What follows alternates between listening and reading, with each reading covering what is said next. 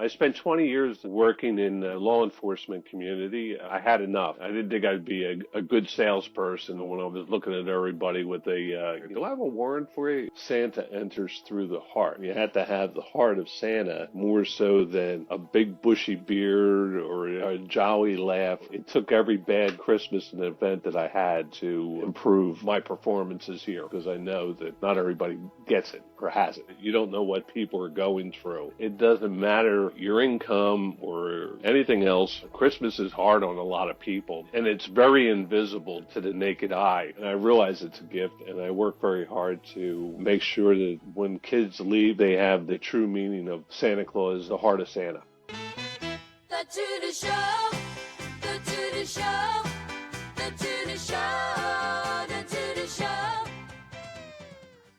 Thanks so much for being here, Santa Mike. How do you Yep. typically answer the question, what do you do? I usually say I'm either a Christmas or a Santa performer.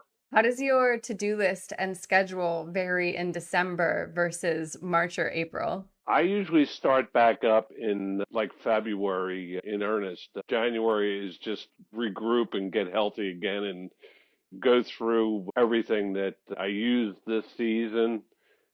What worked, what didn't work, what needs repair, what needs cleaning and repacking, and then try to get as much of this out of my living room and down to a storage room that I have in the condo building I live in. So it looks like Santa's locker room right now. I start traveling for schools and gatherings probably in March or early April, as soon as the weather breaks in the Northeast. And the first one next year is, I believe, the first week of April, and it's out in Columbus, Ohio. And Wow. I'll go out and spend a couple days out there and hang with some friends, and we talk about what projects, how the season went, and what we're going to do different this year. And a lot of good information's passed around. I got fortunate right from the beginning that I managed to connect with that part of the Santa community that really takes it to heart and studies all the various aspects of the backstory. How long have you That been a continues. Santa? My first season was just in 2021. Oh, wow. So I'm in the throes of my fifth year and have had great success. My genes finally paid off, and I'm able to grow a good natural beard. I'm quite busy. The first photographer that hired me because I was the only Santa that had blue eyes, and I'm still working with her. Fast forward, my November is about 95% of just working with photographers, but I'm now starting to develop a client base for Instagram and TikTok pieces, and they're fun, but there's no kids around, so it's not that much fun. I work with a company called Righteous Felon. They're a beef jerky company. This year they had me for 6 hours, and it's just a lot of fun. And they make a ton of clips with me in it, and they air during the Christmas season, and just great people. And I learned a lot from them. What is the typical split between in-person events with kids, recording content like video and where you're in character and acting, and photo shoots? I work with about 6 different photographers, and they book me from one day or a half day to 4 days of 7 hours each day. I had one photographer who had me do 80 video clips for personalized emails to the children. You're meeting all these kids, and now after 5 years, I'm watching them grow up and coming back, and they've gone from the petrified baby to toddler to coming, and they're all excited about seeing the Santa. How did you first get into this career? How did you know you wanted to become Well, Santa? it was a chance meeting. I spent 20 years working in the law enforcement community. I worked for the courts, and I did primarily warrant work, from anything from parking tickets and civil to wanted felons. I retired at the end of 2018. I had 21 years then, and I had enough. I retired in October, and I just needed a break from the life I had And I didn't think I'd be a good salesperson when I was looking at everybody like, you look familiar. Do I have a warrant for you? And stuff like that. I'm just outside of Philadelphia, and they have a large pharmaceutical industry. And because of that, they have a large advertising industry. And because of that, they had a need for older adults to be in the ads. So I started taking classes for that. And when COVID shut it all down, they turned around and everything had to be virtual, your auditions. So not only did I have to know how to act, I had to know how to direct myself, I had to know how to record myself and download the stuff and everything like that. It was a complete nightmare. As you can imagine, I haven't gotten that much better with all the work it took us to get started here tonight. But it is what it is. And I took one more class on Zoom, and it was about older adults getting started in the industry. There was another guy in the Zoom class. This guy had a gorgeous white beard, and he said he was retired and he did stand-up comedy, and he was a real beard Santa. And as soon as he said that, I said, well, we're going to lunch and I'm buying because I had finally started to grow a beard and it was coming in nice, but it was nowhere near what he had as far as length and style and stuff like that. So he met me for lunch and we sat there it was in the end of February, and we sat there for 2 hours. He brought me books. He brought me websites. He told me where to go for this and where that and everything like that. And I was shocked. He even told me like price ranges and stuff like that to charge. And I was shocked. He still mentors me. And there's about 5 or 6 guys that I talk to on a regular basis that we just share ideas. And it's a lot of fun. I ended up going to that first year, I went to the C.W. Howard Santa Claus School, which is in Midland, Michigan. And I was standing in line waiting to get my credentials, and the guy in front of me turned around and he introduced himself, and he had this big, flowing, curly beard and had the great voice and everything like that. And I said, where are you from? He said, Florida. I said, do you get much work down there? He says, oh, yeah. He says, I'm saying with the Disney people. And I'm Wow. like, I am way out of my league. And we ended up becoming great friends during the week, and we still communicate on a regular basis. I'm doing things that he doesn't normally do, so he checks in, and people are asking me questions now, and I'm like, how did this happen? That's amazing. Oh man, I have so many questions. I'd love to know, what is it like going from your career, seeing the worst parts of humanity for 21 years to Um, now where you see just people in states of joy and love, and it's just it the opposite. was, and it quite was the opposite. My backstory is that I did it for 21 years. I started late in that career as well. So my children were older and they had grown out of the Santa Claus years. So I wanted to give the younger guys that I worked with the break. So I would take a lot of the on-call work for the holidays so that they could spend the time with their kids and stuff like that. But I saw a lot of ugliness in the world and people that supposedly loved each other, and it kind of had an impact because I saw the Of children course. were affected the most by it. I got to see that it doesn't matter your income or anything else.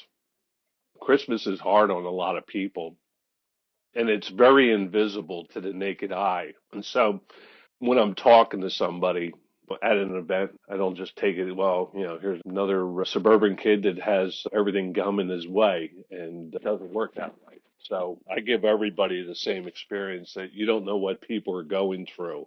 I did a event tonight that I've been doing for 5 years, and you watch the kids grow up and everything like that. And there was 3 little boys that they just looked like they were mad at the world and frustrated, and they were there, but they weren't having any fun with it and stuff like that. So I ended up finding out from the host before I left that their dad was in Kuwait. He wasn't going to be home till the spring. And so they were going to miss him at Christmas time. I looped them around and we talked some more. And I told him that dad loves him and he's doing a great thing. And before I leave, we're going to do something special for dad.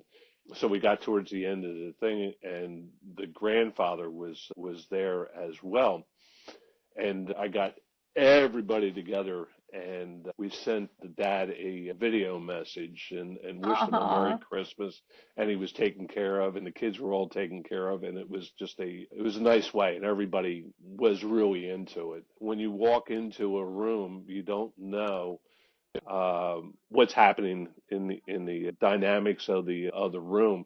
You go into another room and there's somebody with special needs, and all the other kids are all excited and they're all in front of you and having a time, and you just watch, and then when the moment's right, you call them over and you give them the attention. I have a couple clients that are in their 20s and 40s with Down syndrome, and they're just as excited as the 6-year-old. You cannot buy that joy. So looping back around to the original part of your question, it took every bad Christmas and event that I had to improve my performances here, because I know that not everybody gets it or has it. Yeah, that's so special that you're bringing such a different depth to every event because you've seen the underbelly. You Hmm. you know what to be aware of so that you can bring everybody up to such a joyful place. That's amazing. And you grow with things as well as you go along. These are my normal bells, and I'm not going to ring them and blow up your eardrums.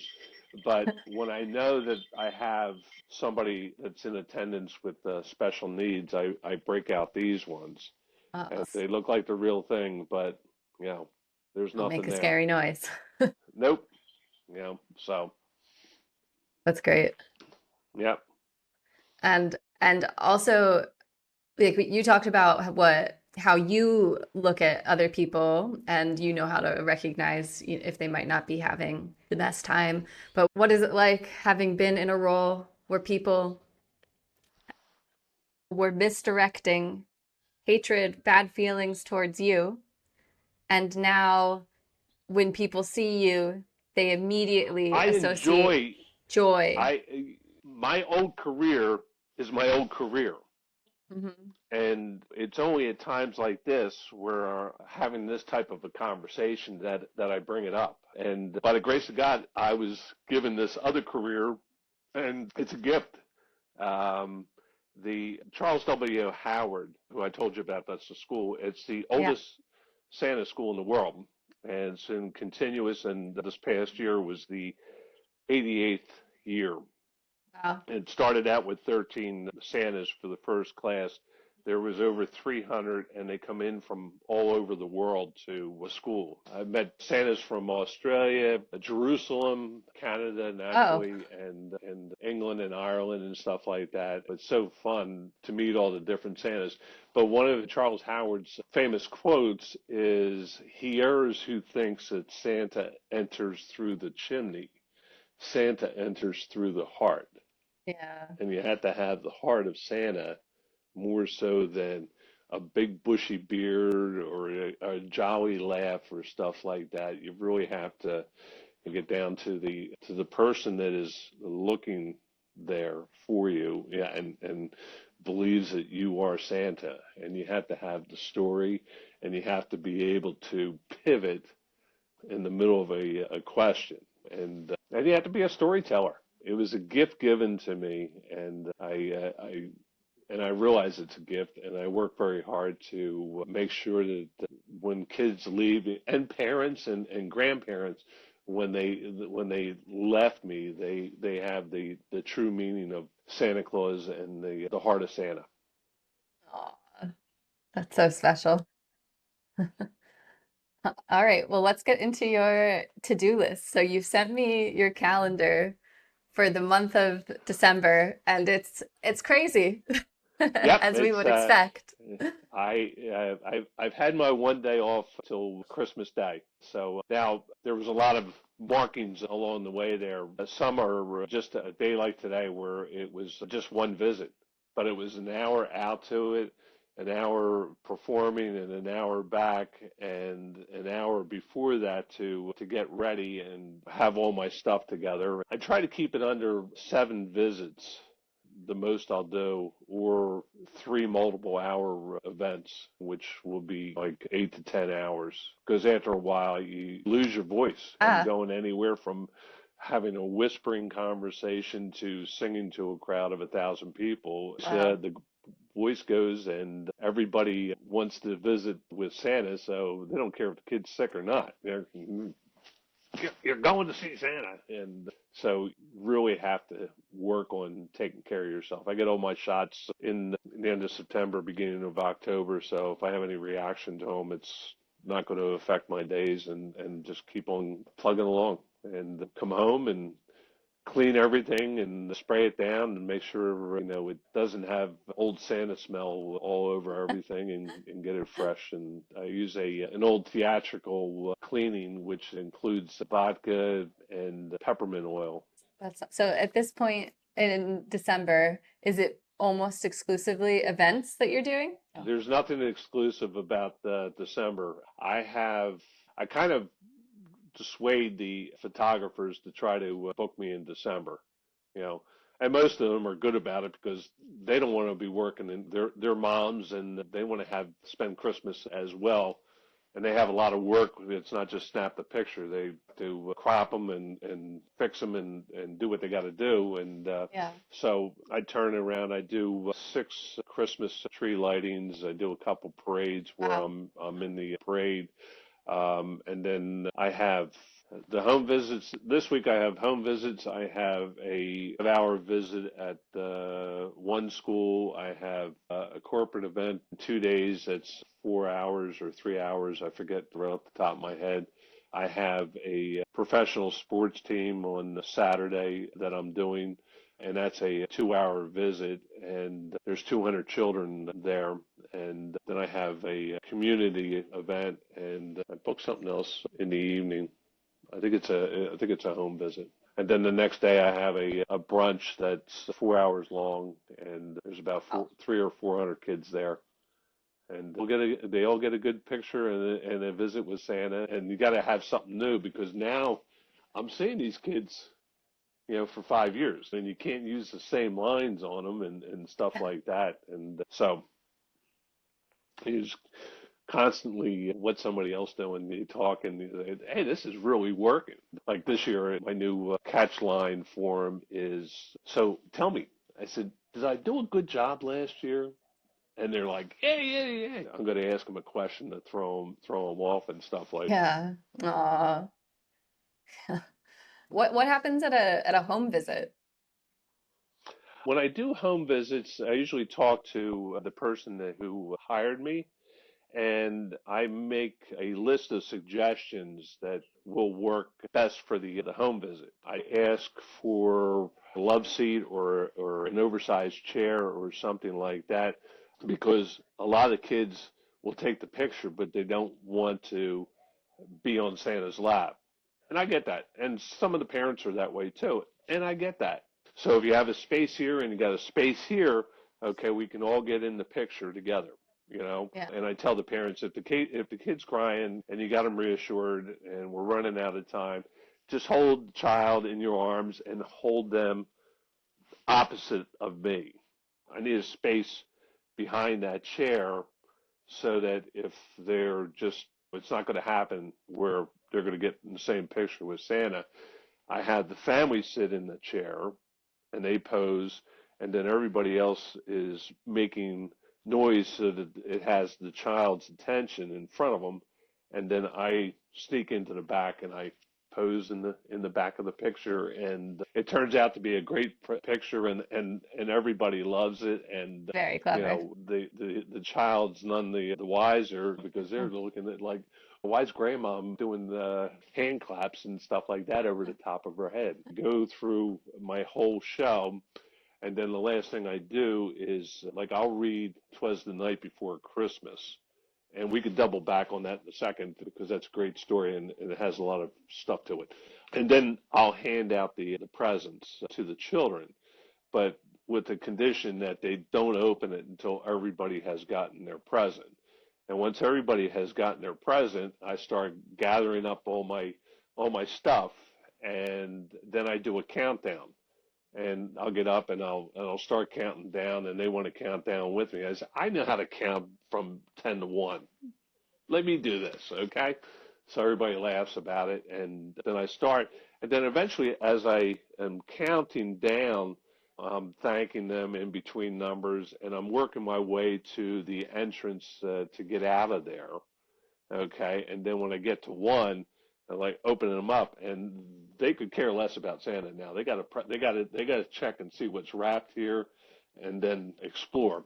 And I'm out the door, or I'm talking to the guest or the host in another room, and we're saying our goodbyes and everything like that. I But the imagine night it would be before, awkward for children to have a long goodbye with Santa.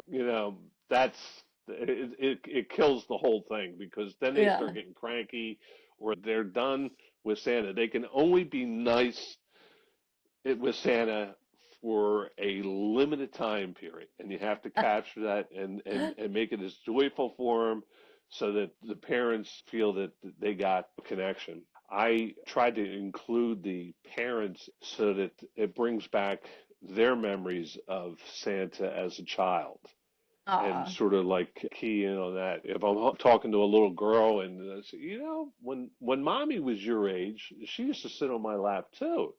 And you know what she'd ask for? She'd ask for a Barbie doll. And then you know what she asked for the next year?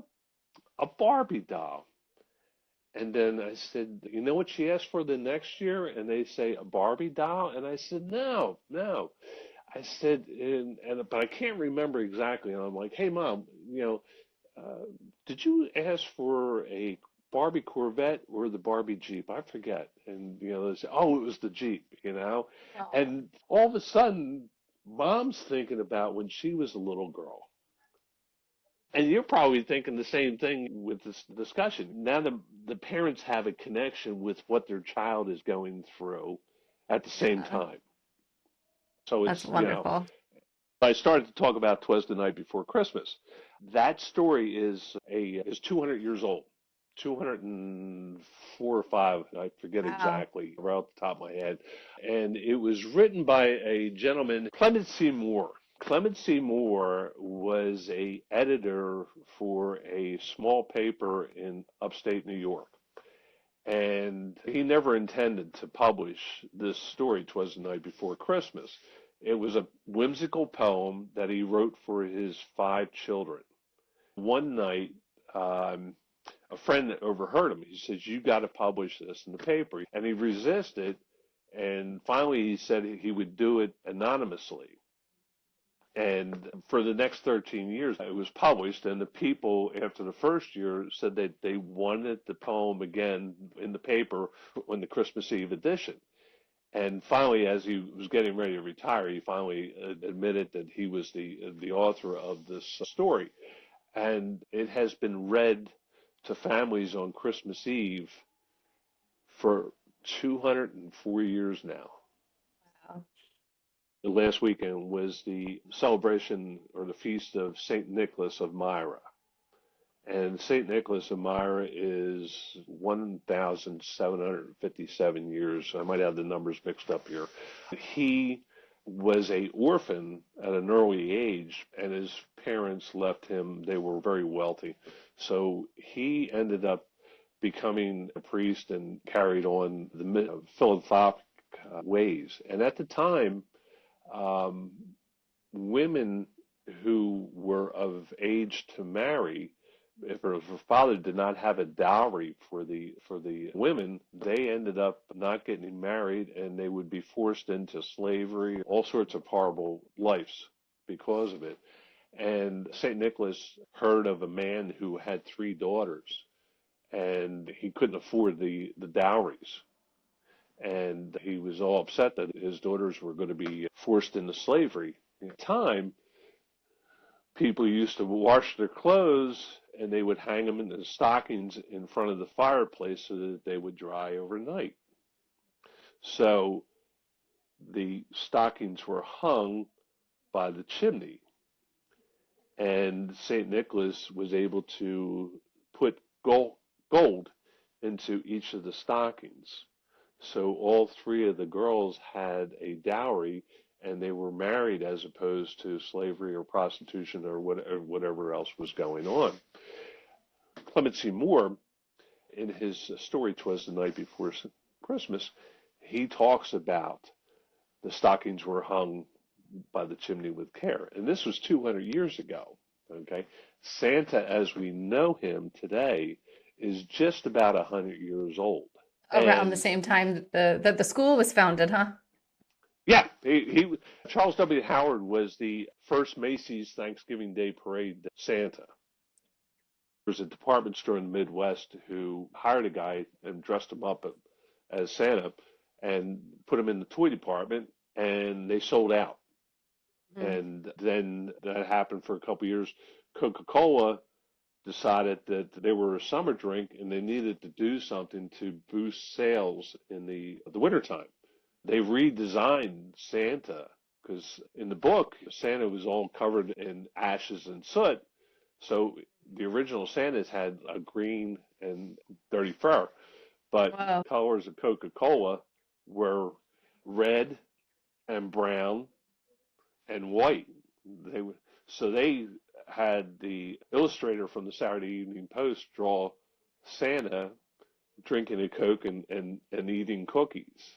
And that's how, and then all of a sudden, all the marketing people in the world said, we're onto something here. But everybody was coming up with their own story. So Charles W. Howard said, we're going to mess this thing up if we continue this way. So he started a school to get everybody with the backstory and everything else together. And now the school covers not only stuff like that, but we also have sign language instructor come in. We have voice coaches. We have wig manufacturers come in to talk to the guys that still wear designer beards. And at $2,000 to $4,000 a pop, you don't call them fake beards anymore. They're called designer beards. And they're Yeah. great guys. Wow. And they're great guys. Has it been a fun way to make some later in life friends? Oh, absolutely. Absolutely. And you have something in common. Everybody has something that they bring because the whole Santa Claus community is as diverse as the day is long. So Yeah. I have my background. Somebody else has a background in theater. Somebody else has a background as a school teacher. And all of us have something that is useful to somebody else. There's never been a community of competitors that are so willing to just like, here's my secrets. This is how I do this. Uh, This is where I got this. This is where I got that. In the off season, there's virtual online programs where they'll pick a subject up and they'll talk for an hour about it, and people will comment on it, and yeah. so cool. So how do you stay organized? You have your events booked through the calendar, and then what are you doing daily in I your do have a routine? one website which is more or less an entry portal to my booking information. It's Get Santa Mike, and then you go in there, you click a blue button, and it gives you a form to fill out for what your needs are, and then I get a copy of it. Then I communicate directly with them. And then there's other services out there like Gig Salad. They allow you to negotiate your price. It depends on how many you click on that you want to get a response from. And then there's big agencies that all they do is they fill the need for the mall Santas. It's very admirable, all of the thought and detail and background support you put into every single aspect of this. It's so Yeah, impressive. the biggest part of my planning happens well in advance because I have a couple of different environments that I'm going to be in and what I'm going to be called on to do. It's a lot of picking up and putting down and stuff like that. So it's a big workout. But what happens, that's just picture taking. Very Yeah. little. I say stuff when I first come in and when I'm leaving, but the rest of the time it's like, okay, we're going to take another picture. We're going to take another picture and have fun with it and some small talk with the kids and stuff like that. So it doesn't look or feel like it's a production line. It was only 3 minutes long, but it was me talking to Santa. That's the goal. And then I have Yeah. a homeowners association where I put on full shows and get the parents involved and stuff like that. Yep. Do you have like a public facing calendar where people can see what events you will be at that they can check out? I use social media for getting the word out when I have public events. If I have a parade or a bring your own camera type event. So Nice. they can see them there. It'll Final be question. If someplace. you could see anybody's to-do list, whether that be a real person or a job title, whose to-do list would you most like to see? The president has a full schedule, and I swear sometimes it's 24/7. How does he manage it? How does he get some sleep? I mean, he's older than me. Yeah. He gets a lot done in the course of a day. Is there anything else you'd like to share or promote? My website is Get Santa Mike. There's a bunch of pictures of me at different performances and different events. Thank you so much for taking the time out of your wild December busy schedule. It's been very interesting to get to know the man behind the beard. Do you think you got enough out of it? Absolutely. Yes, it was very interesting. Thank you so much for sharing all of your thoroughly insights enjoyed and it. tips. Great interview. Look forward to seeing the comments. Let's see if we can send this off in a happy tune. Are you ready? I Ready. say Merry, you say Christmas. Merry, Christmas. Merry, Christmas. Merry. Christmas. All right. I say Christmas, you say cookies. Ready? Christmas, Cookies. Christmas, Cookies. Christmas. Cookies. You're wonderful, Jen. And it was a pleasure talking with you this evening. And maybe I will fly by and drop off your present personally this year. Aw. Thank you very much. All right. Thank you. I'll see you later. Thank you. Have a great Thank you night. for having me. You too. You've been listening to The To-Do Show. If you're enjoying these conversations, please subscribe wherever you're listening. We've got new episodes every week. More real people, more honest conversations about how we actually get through our days. And here's something interesting. There's actually research showing that people fall into 8 distinct patterns when it comes to how they organize their lives. Productivity and psychology experts like Adam Grant and Gretchen Rubin have studied this for years. We built a quiz based on that research, and people keep telling us it's weirdly accurate. It takes about 5 minutes, and you'll understand why certain systems work for you and why others never stick. Head to thetodoshow.com or check the link in the description to take the quiz. Show.